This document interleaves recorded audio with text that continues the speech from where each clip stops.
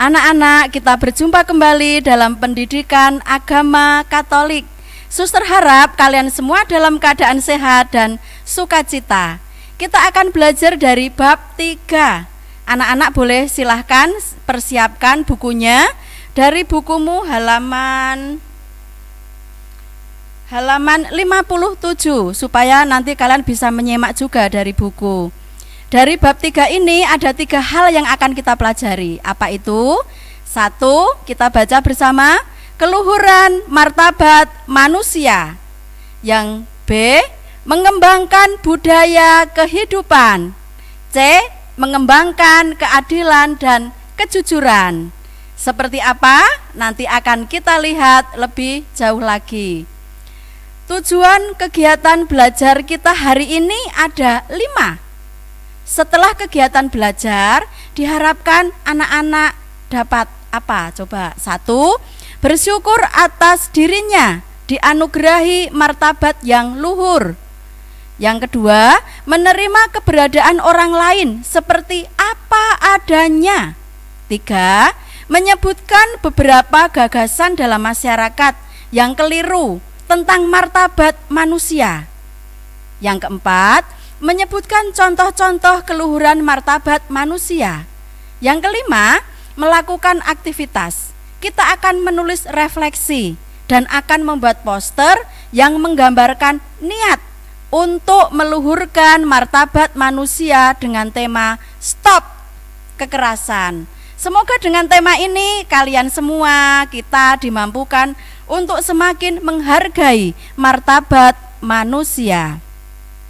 Mari kita awali dengan berdoa. Kita doa bersama-sama dalam nama Bapa dan Putra dan Roh Kudus. Amin. Bapa, kami bersyukur Engkau telah menciptakan kami secitra denganmu. Engkau menganugerahi kami dengan martabat luhur. Ajarilah kami untuk menghargai sesama sebagai pribadi yang memiliki martabat yang setara. Terpujilah Engkau Bapa penyelamat kami, demi Kristus Tuhan kami. Amin. Dalam nama Bapa dan Putra dan Roh Kudus. Amin. Terima kasih, kita lanjutkan. Keluhuran martabat manusia. Apa sih itu keluhuran martabat manusia? Manusia diciptakan secitra dengan Allah. Disitulah fokus manusia bermartabat. Karena dia secitra dengan Allah. Bisa kita buka dalam Kejadian bab 1 ayat 26 sampai 27. Manusia memiliki martabat yang luhur. Mengapa demikian? Karena dia dianugerahi akal budi, hati nurani, kehendak bebas. Dan harapannya kehendak bebas itu diselaraskan dengan yang dikehendaki Tuhan. Apa? Tentu saja berbuat kasih. Manusia ditetapkan oleh Allah untuk menggunakan ciptaan dan mengarahkan pada kesempurnaan. Nah, manusia yang bermartabat diberi tugas yang luar biasa oleh Tuhan, mengarahkan pada kesempurnaan ciptaan yang ada di dunia ini, termasuk lingkungan kita. Segala sesuatu di dunia harus diarahkan kepada manusia sebagai pusat dan puncaknya, sebagai manusia bermartabat. Manusia tidak dapat diperlakukan sebagai objek untuk mencapai tujuan yang bertentangan dengan nilai-nilai kemanusiaan. Seperti dalam ajaran gereja dalam Gaudium et Spes artikel 12. Coba anak-anak lihat di gambar. Di situ yang terjadi adalah human trafficking. Apa itu? Perdagangan manusia. Bisa terjadi untuk anak-anak maupun orang dewasa yang diperdagangkan, diperbudak. Martabatnya sangat direndahkan dan tidak dihargai. Pandangan yang salah tentang martabat manusia, pandangan masyarakat yang salah. Mereka menghargai kadang-kadang karena orang itu berpangkat, karena kedudukannya, karena kekayaannya, karena penampilannya, atau karena popularitasnya. Anak-anak yang terkasih, Sebagai orang beriman Kristiani, kita harus berani memperjuangkan keluhuran martabat manusia. Seperti halnya Yesus menjunjung tinggi martabat manusia. Yesus menghargai manusia sebagai pribadi.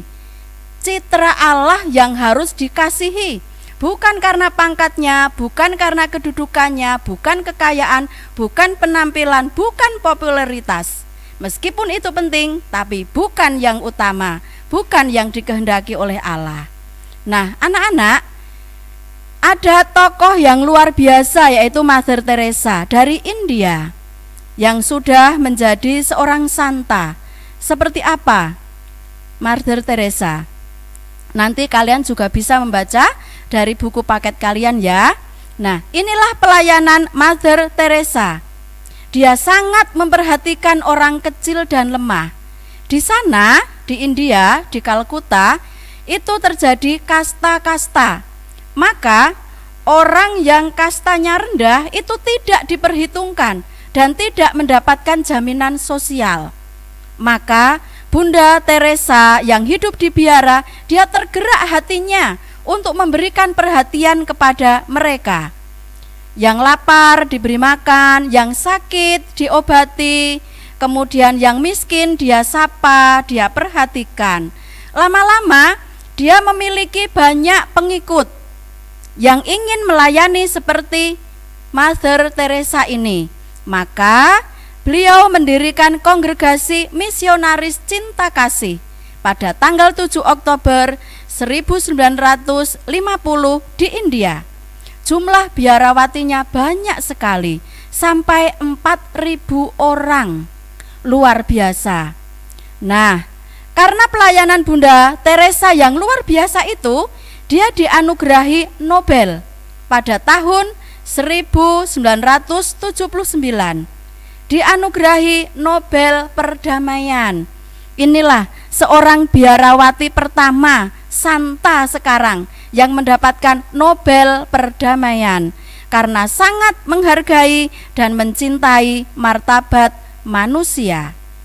Ibu Teresa dikanonisasikan atau diresmikan, disahkan menjadi seorang santa atau orang kudus. Maka cara hidupnya bisa kita teladani. Dan untuk yang Katolik yang akan dibaptis sudah bisa menggunakan nama Teresa sebagai nama permandiannya. Kita lanjutkan bagaimana Yesus berjuang memperjuangkan kesetaraan martabat manusia melalui seorang tokoh, Zakheus. Nah, Zakheus dapat kita lihat dalam Injil Lukas bab 19 ayat 1 sampai 10. Yang punya Alkitab bisa dibuka, yang tidak punya Alkitab bisa membuka dari buku paket halaman 61. Mari kita baca bersama-sama. Bacaan dari Injil Lukas bab 19 ayat 1 sampai 10. Yesus masuk ke kota Yeriko dan berjalan terus melintasi kota itu. Di situ ada seorang bernama Zakheus, kepala pemungut cukai, dan ia seorang yang kaya.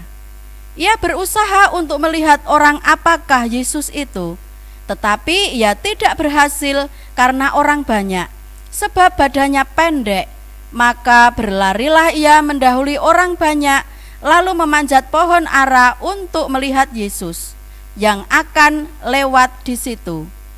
Ketika Yesus sampai ke tempat itu, ia melihat ke atas dan berkata, "Zakheus, segeralah turun, sebab hari ini aku harus numpang di rumahmu."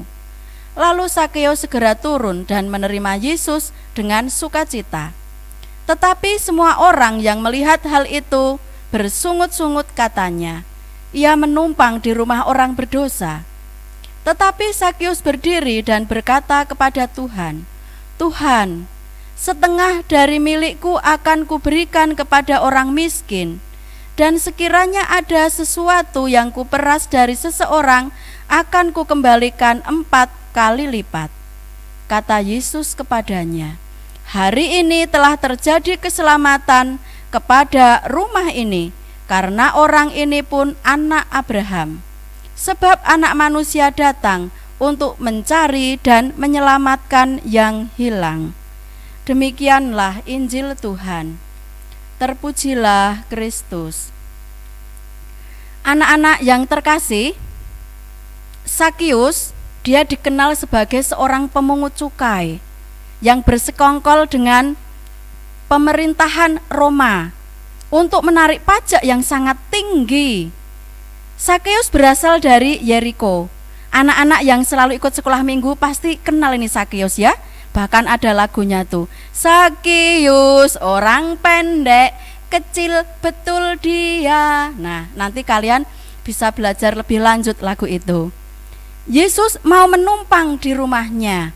Itulah Sakius yang disingkiri oleh banyak orang, tetapi Yesus mau menumpang di rumahnya. Disinilah kita diajak untuk menyapa teman-teman kita yang mungkin selama ini kurang kita sapa. Yesus yang mengangkat martabat Sakius membuat Sakius berubah pikiran. Dia bertobat. Bahkan setengah miliknya akan dibagikan kepada orang miskin dan akan mengembalikan 4 kali lipat dari orang yang diperasnya. Anak-anak yang terkasih, kita sudah belajar dari awal hingga saat ini. Kita belajar dari Tuhan Yesus sendiri, dari Mother Teresa, dan juga dari Sakius. Dia bertobat. Anak-anak, kelahiran Yesus yang sederhana menunjukkan bahwa dia ingin semartabat dengan manusia, supaya dikenal, supaya kita mengalami kasih-Nya. Dia juga mengampuni wanita pendosa, mau singgah di rumah Sakius. Dia memanggil murid-muridnya orang-orang yang sederhana, tapi akhirnya menjadi orang yang luar biasa. Nah, sebagai refleksi, ada beberapa hal yang akan kita refleksikan hari ini. Nanti anak-anak bisa menulis di buku refleksi ya. Yang pertama, bagaimana perasaanmu setelah mendalami materi keluhuran martabat manusia? Mengapa kalian merasakan perasaan itu? Apakah tergerak hatinya untuk memperhatikan orang-orang yang selama ini tidak kita perhatikan, atau mendoakan mereka semua yang perlu kita doakan, atau kita mau bekerja sama dengan teman yang lawan jenis, atau justru yang selama ini tidak kalian perhitungkan? Tindakan konkret apa saja yang akan kalian lakukan untuk menghormati martabat sesama? Nah, anak-anak, untuk pelajaran kita hari ini ada tugas yang bisa kalian kerjakan, yaitu kalian membuat poster ya. Membuat poster dengan tema Stop Kekerasan. Silahkan kalian berkreasi ya. Di situ ada gambar Ibu Teresa, ada kalimat yang bisa memotivasi kita, dan anak-anak juga bisa berkreasi supaya dengan poster yang kalian buat ini diingatkan bahwa kita menghormati martabat manusia karena kita diciptakan secitra dengan Allah. Marilah kita akhiri pertemuan kita ini dengan berdoa. Marilah berdoa. Dalam nama Bapa dan Putra dan Roh Kudus. Amin. Tuhan, kami bersyukur atas proses kegiatan belajar sepanjang hari ini. Ajarilah kami untuk selalu bersyukur dan menghargai sesama sebagai citra-Mu yang bermartabat, sehingga tercipta persaudaraan yang sejati. Demi Kristus Tuhan kami. Amin. Dalam nama Bapa dan Putra dan Roh Kudus. Amin. Anak-anak yang terkasih, tetap jaga kesehatan. Untuk pelajaran kita minggu yang akan datang, kita akan belajar tentang mengembangkan budaya kehidupan. Terima kasih, Tuhan memberkati.